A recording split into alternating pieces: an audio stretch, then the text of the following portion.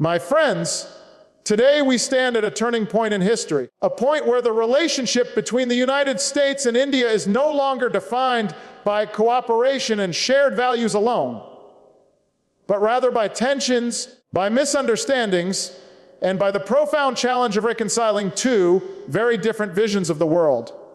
For decades, Washington and New Delhi spoke of partnership, of opportunity, of a shared future. But today, that promise is under threat. The question is not whether the ties between America and India matter. They do. The question is whether we can rise above the divisions of the moment, whether we can navigate the complexities of this century with the wisdom and courage it demands.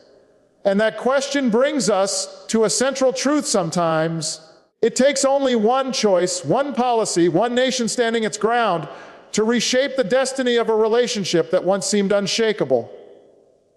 For too long, America believed that India's role in the world was already written, that it would play its part according to a script drafted elsewhere, and that the relationship between these two nations would always bend toward the preferences of Washington. But India has decided to write its own story, and when a nation of more than 1 billion people, with a history stretching back thousands of years, with a youthful population and growing economic might, decides to stand tall, the world has no choice but to take notice. The United States, long accustomed to dictating the terms of global partnerships, suddenly finds itself confronted with a country that does not simply echo its priorities, but insists on its own. That single act, one India standing as one voice, has shaken the foundation of U.S.-India relations in a way that policymakers in Washington had not fully anticipated. When America envisions a partnership, it often imagines a relationship where alignment comes naturally, where partners nod in agreement, and where concessions are granted for the sake of stability. But India, in this moment of its history, has chosen another path. It has chosen independence over alignment, self-reliance over dependency, and national sovereignty over foreign approval. And that choice, repeated time and again, is what has redefined the character of this relationship, because it is not one grand act that unsettled Washington, but rather a steady drumbeat of decisions, each asserting that India will not be managed, will not be reduced to a follower, and will not surrender its agency to any other power. Consider energy, one of the most consequential arenas of our time. When sanctions were imposed on countries that America deemed adversarial, India did not simply fall in line. It calculated its own needs, weighed the costs for its citizens, and decided to chart its own path. It found ways to secure the oil it required, to purchase energy from sources that others had blacklisted, and to do so with the confidence that its national interest would not be dictated from abroad. To some in Washington, this seemed like defiance. But to New Delhi, it was nothing more than pragmatism, an expression of sovereignty, a refusal to sacrifice its growth and stability for someone else's agenda. That one choice, on energy, on fuel, on the lifeblood of its economy, signaled to the world that India was no longer a nation to be pressured, but a nation to be persuaded. Now think about defense. For decades, America expected that as India drew closer to the West, it would abandon old habits, old suppliers, old strategic partners. But India has never been comfortable with a single source of dependency. Instead, it has built a defense portfolio that is diverse, that draws from East and West, that balances Russian arms with American technology, that experiments with European systems while also investing in its own. This has bewildered many in Washington who believe that partnership meant exclusivity. Yet for India, partnership means flexibility. It means that no matter how warm the friendship, no matter how strong the rhetoric, it will not place all its eggs in one basket. And so, when Washington insists on alignment, India responds with autonomy. When pressured to choose, India responds with balance. That, too, has unsettled the assumptions of the past, because what America saw as disloyalty, India sees as insurance. insurance against being trapped, insurance against being manipulated, insurance against a world where it cannot defend itself on its own terms. This independence is not limited to defense or energy alone. It extends to trade, to technology, to the future of innovation. For years, multinational corporations viewed India as a market to be opened, a place where Western products could flow freely, where billions of new consumers could be harnessed for someone else's growth. But India has increasingly turned the tables. It does not want to be simply a consumer of technology. It wants to be a producer. It does not want to be merely the office of the world. It wants to be the workshop, the laboratory, the hub. Policies such as Make in India are not just slogans. They are a declaration that India will shape its own industrial revolution, that it will protect its markets, nurture its own companies, and insist that partnerships be on equal footing. When American companies approach India, they now find a government that demands investment, that requires technology transfers, that asks not just for markets to be opened, but for futures to be shared. This, too, is unsettling for those who believed that India's rise would serve primarily Western interests. What we are witnessing is not antagonism for its own sake. It is conviction. Conviction that India's destiny belongs to India itself. Conviction that independence, once won through struggle and sacrifice, cannot be bartered away for short-term gains. Conviction that the respect of the world cannot be earned by bending to its demands, but only by standing firm in one's own vision. And in that conviction lies the true disruption of US-India relations. Because for Washington, the expectation was compliance. What it has received is resistance, and not the loud, reckless resistance of a rival, but the calm, steady resistance of a partner that refuses to be patronized. To understand the weight of this, we must step back. For decades, the United States has been at the center of global decision-making. It has expected allies and partners to echo its concerns, to align with its sanctions, to follow its lead in matters of security and trade. Many have done so willingly, some reluctantly. But India is one of the few that can afford to say no. It has the population, the economy, the geography, and the confidence to withstand pressure. And when India says no, the echo of that refusal travels far beyond the corridors of Washington. It inspires other nations to consider their options. It signals to the global South that there is another way. It demonstrates that even in a world where the United States still wields enormous influence, it does not wield absolute authority. That lesson alone has reshaped the balance of power in this century. So yes, one India, just one, making its own decisions, has disrupted what once looked like a smooth alliance. That disruption has caused unease. It has led to accusations that India is unreliable, that it cannot be counted on as a partner. Yet the truth is more complicated. What India is demanding is not the destruction of the relationship, but the redefinition of it. It wants partnership on equal terms. It wants respect, not instruction. It wants collaboration, not coercion. For America, that may feel like the loss of control. But in reality, it is the natural evolution of a relationship between two democracies, both proud, both ambitious, both unwilling to be diminished. And here is where the deeper truth emerges. The destruction we speak of is not necessarily the destruction of ties. It is the destruction of illusions. The illusion that India would forever be the silent partner. The illusion that alignment could be achieved through pressure alone. The illusion that one nation could dictate the terms of another's rise. Those illusions are gone. And what remains is something more real, more honest, and perhaps ultimately more enduring. This moment then is not just about disruption. It is about reckoning. A reckoning with the reality that India has arrived not as a shadow of another power, but as a power in its own right. And when it asserts that independence, when it says no to policies that do not serve its people, America cannot simply dismiss it. It must engage with it. It must adapt to it. It must, perhaps for the first time in this relationship, treat India not as a student but as a peer. That shift will be uncomfortable. It will be contested, but it is necessary because the alternative, the refusal to adapt, the insistence on old hierarchies, leads only to greater tension, greater distance, greater mistrust. And mistrust between the world's largest democracy and its oldest is not just a bilateral issue. It is a global one. For if these two nations cannot find common ground, the ripple effects will be felt across continents, across markets, across alliances. That is the true weight of one India standing firm.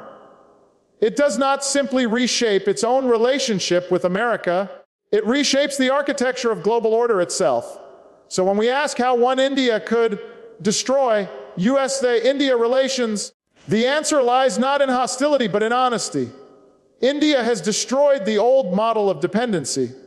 It has destroyed the expectation of compliance. It has destroyed the myth that America's will is automatically the world's will. And in doing so, it has created space for something new. Whether that new reality becomes a stronger partnership or a permanent divide depends on the choices made today. The real question before us is not whether India has the ability to stand up to American power, because it has already proven that it does. The real question is whether both nations have the imagination and the courage to move beyond the old patterns of mistrust and competition to shape a future that is worthy of their people and of the world. For in this moment of history, the stakes could not be higher. We are living through an age defined by uncertainty. Uncertainty about the stability of the global economy, uncertainty about the security of our planet, uncertainty about whether the ideals of democracy can withstand the pressures of authoritarianism and division. And in this age, no two nations carry more weight, more promise, or more responsibility than the United States and India. Yet the danger we face is that this promise will be squandered not because we lack the resources, not because we lack the people, not because we lack the will, but because we lack the wisdom to recognize what binds us together rather than what pulls us apart. The truth is that both countries need one another. America needs India because the balance of power in Asia and the wider world is shifting rapidly. Other nations are rising with ambitions that do not always align with democratic values, and in that context, a strong India provides stability. It is a counterweight to forces that seek to rewrite the rules of the international system. It is a voice that carries credibility in the developing world, where the United States has often struggled to earn trust. At the same time, India needs America. It needs American investment to fuel its growth. It needs American technology to accelerate its innovation. It needs American support to amplify its voice on the global stage. The destinies of these two nations are intertwined, whether they choose to admit it or not.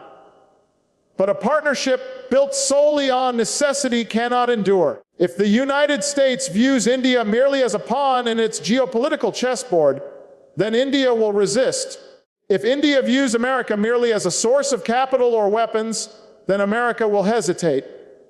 A true partnership requires trust, and trust cannot be built on transactions alone.